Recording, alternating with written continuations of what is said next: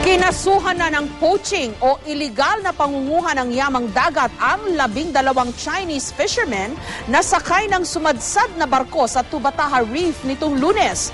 Sa inspeksyong isinagawa ng Philippine Coast Guard, nakakita sila ng ebidensyang pangunguha ng yamang dagat sa Tubataha na siya di manong sinadya ng mga naturang mangingisda.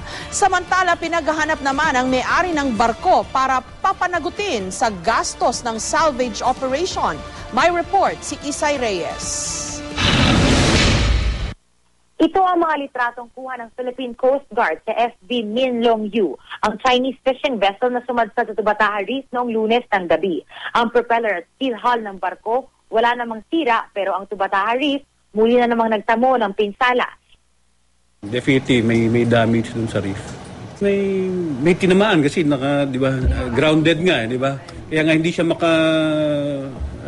makaalis kasi naka-stuck siya. Hindi pa alam sa ngayon kung gaano kalaki ang pinsala iniwan ng sumadsad at Chinese vessel sa Bahura na bahagi ng UNESCO World Heritage Park. Para maiwasang lumaki pa ang pinsala, napagkasunduan na ng Philippine Coast Guard at Tubataha Management Office na palutangin ng 48 by 8 meters na barko. Ang una nilang hakbang, tanggalin ng mahigit 8,000 litrong krudo nito. Once na gumana siya, baka on her own, she can retract from the reef. Most likely, kung hindi kayang i-operate ng mga tao namin, we will tow her papuntang Puerto Princesa. Kasi wala namang damage sa ano niya.